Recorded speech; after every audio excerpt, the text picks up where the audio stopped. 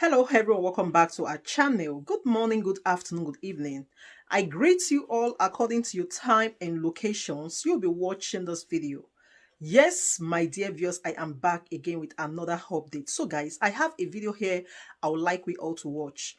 But before then, if you're meeting my channel for the very first time, you're highly welcome. Please kindly do well to like, share and subscribe. Leave your thought on the comment section. Let us know what you think about this video and I will see you towards the end. Of fuel subsidies by President Bola Tinubu has continued to generate reactions across the land, especially with the latest hike in the pump price of premium motor spirit, popularly known as petrol.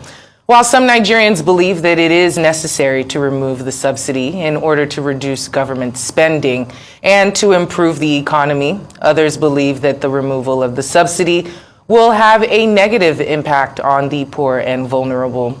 The government has said that it will provide some relief to the poor and vulnerable through a number of measures, such as cash transfers and tax breaks. However, it is unclear how effective these measures will be.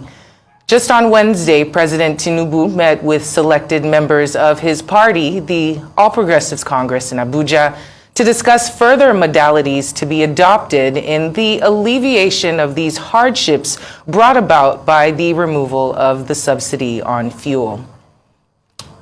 Well, joining us right now to have a conversation around the fuel subsidy removal, its impact, and the economy, and of course its people, we have a lawyer and political activist, Deke Farotimi. Thank you for joining us this afternoon. Thanks for joining us on Newsday. Thank you very much for having me. It's a pleasure being with you.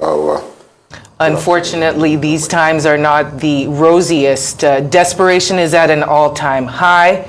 The NLC, the Labor Congress, they have threatened, well, of course they have called the palliatives proposed by the government as callous. They are quite skeptical about how the rollout will be, saying it is not transparent, and they are now saying that they think that they might pull out of talks with the government. In your opinion, is it a good idea for them to pull out of these talks, or should they stay the course and try and get some kind of negotiations, as things are quite dire and this is just the situation we're in? Well, we always try to normalize our obviously abominable situation we skirt around the issues. Because when you speak to the subject of subsidy, the way it's been framed, I believe every major candidate in the last election did say they were going to remove subsidy. But the question that nobody appears to be dealing with right now is exactly what is this subsidy? Who is subsidizing who?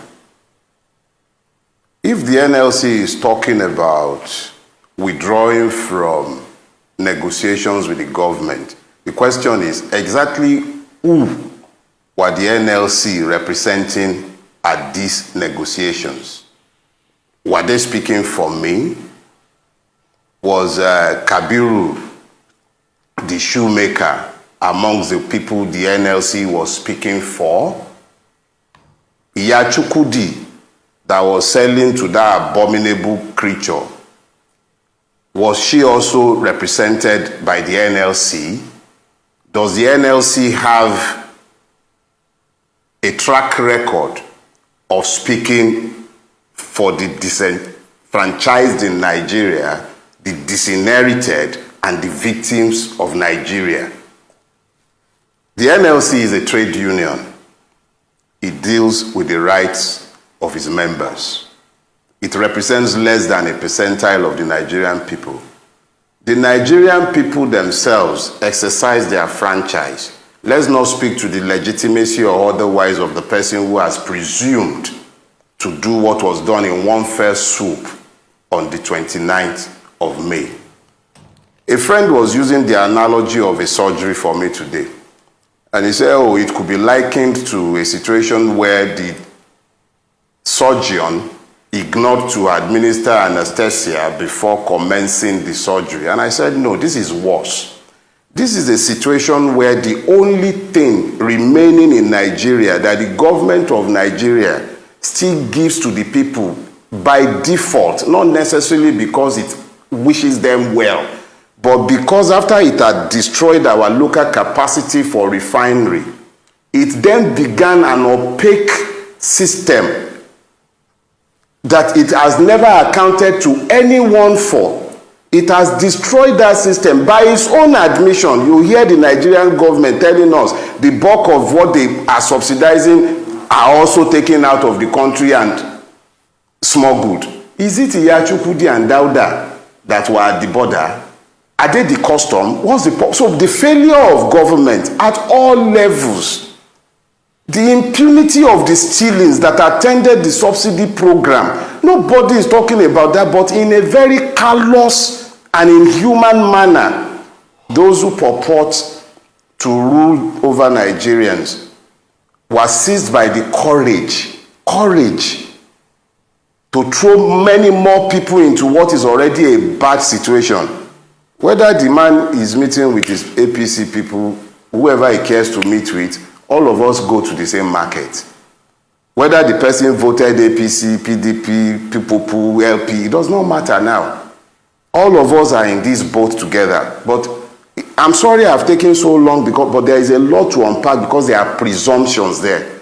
The NLC, as far as I'm concerned, is not in a position to speak for us. It might speak for its workers. And it is fine that the workers should be spoken for. But the average Nigerian has had his voice silenced here. And there is no track record of this government or the one before it having the interest of the people at heart. Palliatives for COVID became party items.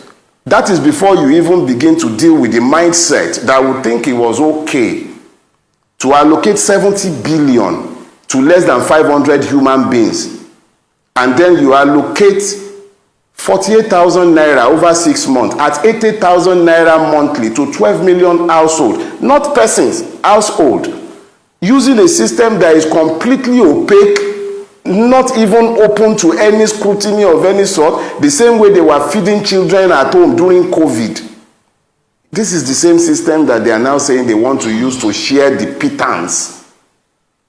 So please, there is more to this. I'm not going to have a conversation that talks about palliatives because in reality, they've shared that money already. That's why they can easily seg into, okay, we'll turn it into fertilizer and hose. It's no longer about 8,000 now, it's about fertilizer because they've spent the money already. So this is not a conversation about NLC representing us. No. It's about, are we even human? Are they even treating us as human beings? How are people supposed to survive this? You moved it to 500 before they are even done breathing. You say let the poor breathe. Before they could even exhale. It's gone up again. And I have it on good authority from persons in the industry that at the rate they are going, is going to go up even more. When are the poor now going to breathe? How? You're choking them, asphyxiating them, and you're talking about them breathing. How? Those who have stolen us into this situation, how are they going to pay? Who is holding them accountable? All we are talking about is remove the thing and then palliative. What about accountability? Who is talking about that? Somebody took, I think, 90 billion, the Accountant General of the Federation. What has happened? He's walking away free. Akpabio, who is sat at the Senate as the Senate President, he was facing multiple charges for stealing. That is exactly how brazen we have become. No accountability of any sort, but we want to talk about palliatives and removal of subsidy. What about paying for the crime that has led us into this mess? Who is asking those questions? The point is this: if we are indeed a democracy, we'll be finding out in the coming days because somebody has to pay for this. Somebody has to pay for this. It is not about removal of subsidy. Every major candidate in the election agreed that it had become an unsustainable fiasco. But what led into its unsustainability? Why are we not talking about that? Who are the persons responsible? Mr. Farotimi, thank you so much. You've given us, quite a very detailed and heartbreaking explanation, on what's happening in the country at the moment. But I think there's one, question that is bugging my mind. It actually sounds very easy, but at the same time, it's a little bit absurd. You talked about justifying the abominable in Nigeria. So I'd like to have your own take on the NNPCL having, should I say, the boldness or the courage, to raise fuel price again just in a matter of weeks. They explained that it's in line with market realities and it's been done to save businesses. But I don't know, help me make sense of it. Does it make sense to you? Nothing in our country actually makes sense anymore, if we are going to tell ourselves the truth. Reality is that what we do these days is that we just coast along and we just allow ourselves to survive. We have lived for so long next to what is essentially a rubbish heap that we've lost our capacity to smell. So we sit down in the midst of our mess and we eat, we drink, we party, and we forget. But the thing is this: the government of Nigeria does not treat the people of Nigeria as human beings. It's not just about treating us as citizens. We are not treated as human beings.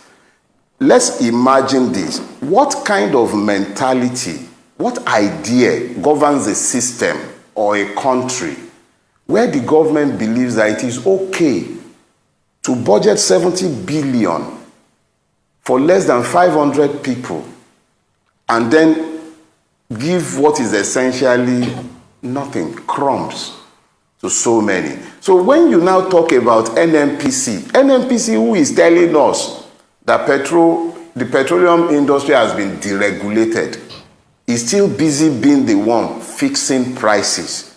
When you ask them, what constitutes this price component, NNPC can't tell me and you.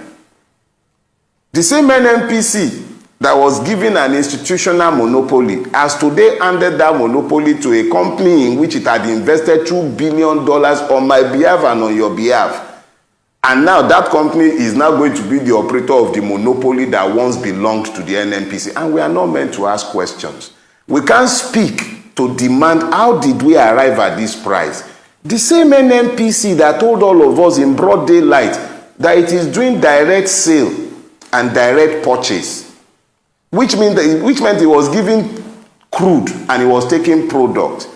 Up till today, we don't know exactly where and how the subsidy has arisen. Who was being paid? Nobody is telling who. So the point is this: we've gotten to the point where they just say things because they know there will be no consequences. If people believe that there will be consequences for their actions, if they believe they will be held to account and they will be asked to answer questions in relation to the things that issue forth from their mouths, I am certain that you will have less of this abomination strolling around in broad daylight in our country. We were buying toxic fuel in this country, fuel that will not be sold in any country or other country in the world. We're buying it in Nigeria. Nobody ever paid for that criminality. Nobody. Till today, nobody paid. They told us you are doing direct sale, direct purchase. Up till today, nobody is asking questions. And yet you are demanding. And don't worry, before the end of this month or next month, they will tell us to pay some more. It's one blow after the other for the Nigerian. We've become like orphans, tossed around and beaten about by everybody in our space. The government has become the enemy of the people. And we, the people, we have to look beyond all these stupid, petty differences and begin to ask questions, because these are existential issues. They are legislating us into slavery. And we are all alive and well, and we are sat here and we are busy quibbling over nonsense, ethnicity, religion, and we are being systematically enslaved. All of us. Questions that we should ask, we are not asking. The one that should not concern us is what excites us. It's unfortunate, and these issues that we're currently going through with a nation that already had everything together, like had dotted its I's and crossed its T's, this would bring it to its knees. And seeing as we were already hobbling, how do I ask this question? It's a bit of a runaway horse situation that we have now. The APC spokesperson, Bayo Onanuga, he recently came out and has asked the people to be patient. I'm guessing in the most layman of layman's terms, the idea is things are going to get much worse before they get better.